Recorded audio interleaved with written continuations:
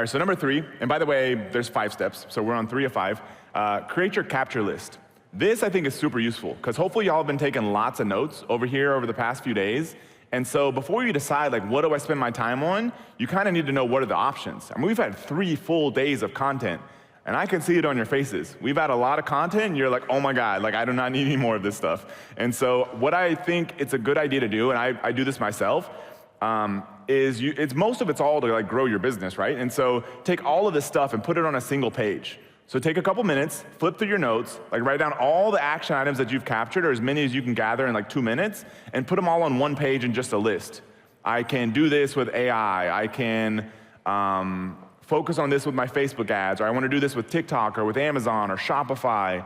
Any of the things that we've covered, Mike covered Conversion Bomb, Devin covered Amazon PPC, Destiny also covered PPC. Any of those kind of things that are most applicable to your business, big or small, don't worry about filtering too much. Just put them on one new fresh sheet of paper. The next step is going to be to really filter this down, but it's better if you know what the options are, because then you can choose the best ones on that list. So this will probably take slightly longer, but I want you to do it kind of fast. Spend a couple minutes, try to write those all down on a single sheet of paper. You should, if you've been taking lots of notes, probably end up with like at least 10 to 20, if not way more of these items. Just depends how your brain works, how many notes you've been taking. But create your list of 10 to 20 things that you could do to get your current business or new business to the next stage of growth, where you want to get it. Remember, you're shooting for that goal, but don't worry about filtering too much right now. Just write a list down on a fresh sheet of paper, 10 to 20 items or more of things you can do to grow your business that you've thought about, gathered over here over the past 3 days. All right, I see most of the people. We're going to keep going. All right, so next step should be relatively quick. We'll give you like, a minute, maybe, minute and a half. Narrow your list down to your top 3. So you know what your goal is. You've set your goal. Specific, exciting, timely. You know what you're after. Now it's a time to say, like, okay, I know what I'm saying no to. Now it's kind of like, okay, what's really going to get me there? So narrow your list down to your top 3 to 5. Star them, circle them, whatever you want to do. This should be pretty quick. Like, what do I think is most likely to move the needle?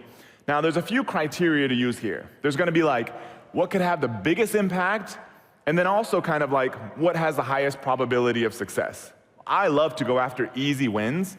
Like, I'll take those all day long. If there's something especially that's ever like, you come across these things, an easy win that can have a big impact, put your attention there. And so it's kind of like likelihood of this thing working out and potential impact. Those are kind of the 2 factors you're weighing and picking these items. So look at your list right now and circle your top 3 to 5. Star them, do whatever you want. So do that. We'll give you like 1 minute to do this.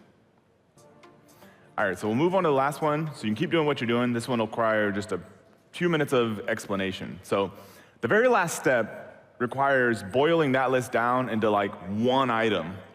So there's an interesting sort of nuance that I heard years ago. It's kind of always stuck with me ever since.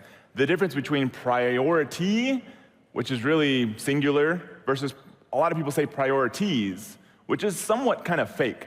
Because if you look at the definition of priority, it's a condition of being given attention before others. So if you have priorities, like, not all of them are equally important. Like, you're supposed to have one, and that is the most important. So that's what we're kind of looking for. What is the most important thing? I give a lot of kudos to Charles recently, as much as I didn't like it when he told me, but he's been telling me no lately, which is not normal for him. I think it makes him very uncomfortable to tell anybody no. But I asked him to speak here at SellerCon, and he was like, no, I can't do it. He's like, I'm 100% focused on Life Boost. I tried to get him to prepare something for our mastermind. He's like, no, I can't do it. He's gonna be there. He's happy to answer questions, just can't really spend time to prepare, because I'm heads down building this rocket ship. And so his focus, his singular focus, is on Life Boost. And I was joking with him. I was like, you better pay attention to my presentation back here. He was like, I have to do this every day. He's like, every day I have to sit down and find out like what it is that I'm focusing on today. And that's what I want all of us to be doing. There was a great book that came out. I think the message in there is really good. A book called The One Thing. How many of y'all read The One Thing? Raise your hand. Cool. That's probably like 10%, 15%, something. It's a good book. So they really drive home this one message, which is cool, because it's like the kind of book you read once, you're like, I got the idea. And so they have a question in there that you can use, you don't have to, but it's, what is the one thing that you can do such that by doing it, everything else will be easier or unnecessary?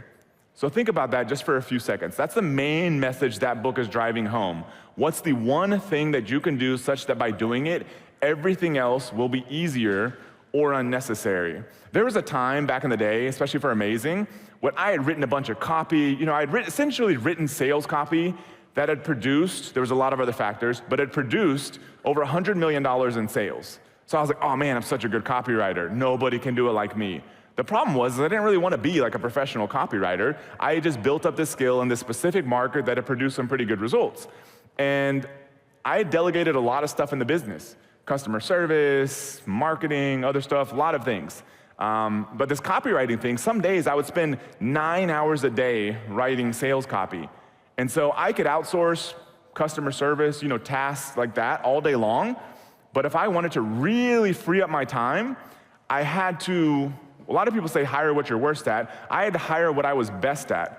Because it was hard at first, because I tried some people out. It wasn't really that good, because I was pretty good at this. And so I finally found somebody. She's actually been working us out of the event. Her name's Annabelle. I don't know if she's in the room right now. But, she's back there jumping up and down. Don't look at her. You can't steal her as a copywriter. Yeah, give a hand to Annabelle. She's great. But yeah, she's an awesome person, but fantastic copywriter, very enthusiastic about it. She was the first person I really ever trusted to write our big pieces of copy that drove millions of dollars in sales. But once we figured that out, all of a sudden, I had 9 hours a day free.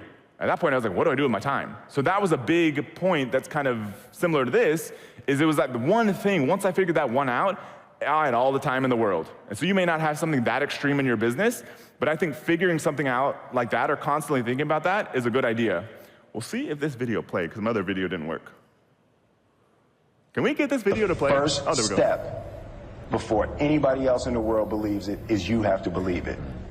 There's no reason to have a plan B because it distracts from plan A.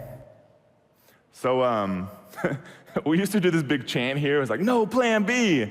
But plan B kind of means something else. So it's a little strange. We've kind of tended to avoid it. But I still think the point sticks. And I love the message because his message is like, stay focused on plan A. You don't need to worry about other things if you are 100% focused on plan A. Plan A may not work, but most people, I feel like they don't give enough attention to that main thing that's most important, and they never really find out if it'll work or not. You can always figure out what's next later, but give it all you got on that thing, and then worry about picking up something else. So with those kind of different ideas, all saying basically the same thing, I want you to take about 60 seconds, and I'm gonna ask a few people to share. So I'll ask for volunteers, but we'll do that here in just a second right after this. And so what is your number one priority, your top action most likely to move you forward? You've got your big goal. You've got some things you're not going to do to free up your time. You've narrowed that list down to your top 3 to 5. Now we're looking for one item. Your one item that you're going to take home, and you're going to be like, I'm just going to focus on this until it's done. That one item could take you 5 minutes. It could take you 5 hours. It could take you 5 days, 5 weeks, 5 months. Depends on your situation. Any of those options is fine. Like I said, it's a function of how big of an impact and the likelihood of success is kind of how you're narrowing down your list. And so right now, take 60 seconds, clarify and choose your one most important item that you're gonna focus on as soon as you get home. Like I said, we're gonna ask a few of you to share. There's just really only one piece left in this whole puzzle, is like each day waking up and doing it. And so this was a schedule, I'll show you in a second. I've done this off and on, but it's extremely powerful. And I got reminded of it, you can barely see it, but it's a book that I just recently read called The Art of Impossible. It's a good book, it's a cool book. But one of the things that he reminded me of is at the end of each day saying, hey, here are the things that I'm gonna do tomorrow. Like here's my checklist for tomorrow. And then in that checklist, prioritizing it. You don't have to go crazy, this has to be number 1, number 2, number 3, and so forth. But at least knowing like this is my number 1 for tomorrow. And so that can probably be a chunk. It could be the whole thing that you just wrote down, or it could just be a chunk of getting that thing done. And so he made an interesting distinction that I think made this way more functional, is not just putting your main work stuff on there, because you got other stuff going on in your life. You may have something to do with your kids, you may have something to do with a hobby, fitness, like you'll see on mine in a second. So put those things on there too, because it lets you know like, okay, I can't just put 7 business items on here and knowing that I'm gonna have these 8 other, family or other things I gotta do, and forget about those. And so basically at the end of each day, if you wanna do it, I recommend at least trying it out for a period of time, because you'll see what focus days look like. is at the end of the day, say, okay, these are the 5 items I'm gonna do tomorrow, and then tomorrow, the next day, is to start with your number 1. That's it. And so that's all that's remaining in this whole process. And so this is kind of what mine looked like the other day. I think it was the day, a few days before the live event, is that, I'm doing this stretching routine because I've done a bunch of lifting and jujitsu and that kind of thing, and the body's too stiff and I'm getting injuries and that kind of thing. So I kind of want to fix that. And then 7, this book I read by Kelly Starrett is Built to Move. Great book, cool book, has like 10 tips. So I wanted to keep going through their daily process. Then I wrote these down in just whatever order. It wasn't important at the time. I, still studying Warren Buffett, so I wanted to read 2 Berkshire Hathaway letters. Knee workout. I've had some knee issues. At one point I thought I wanted to do learn how to jump higher. And so I was just beating my knees up for 6 months straight. I would do 300 jumps, go do squats, 300 jumps, go do squats, and it was totally fine until my knees exploded.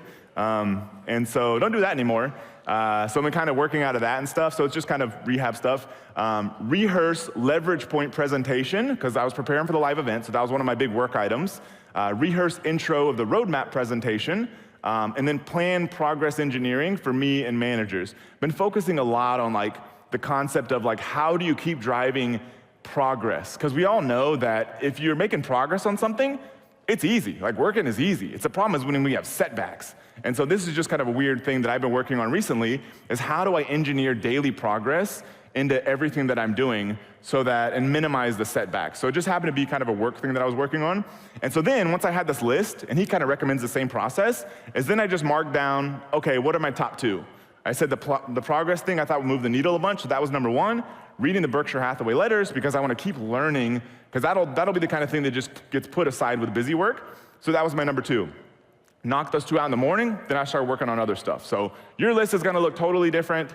If you read the book, the guy says his max capacity is 8 items on the list. I'm still playing around with that. It seems to be about the same for me, especially if it includes some personal items. But really, the details of my thing is not important. I just want to show you an example. The important thing is the day before creating that list, so the next day you can wake up and get to work. That's all that's left in this process to bring all of this together.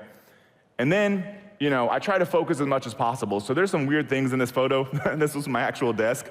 I've started at night literally putting a cover on my computer so that next day I don't get distracted by just wanting to play with the computer. It's not literally playing, but looking on the internet, messaging and that kind of thing. And so focusing on actually doing the reading that I want to do, which is why you see all those books. I do a ton of reading, and I find it better in long form book format. And also thinking, which is more done with my notepad than on the computer, because the computer's super distracting. I've gone off and on of trying to use literally a physical planner rather than Google Calendar. The details, once again, less important, but setting up an environment where you can really focus is the other important thing. Because once you have this list of things to do, you've got your clear goal, you've got your top action item, next you just need the environment that allows you to focus enough to actually do it. And that's it. That to me is the entire productivity puzzle.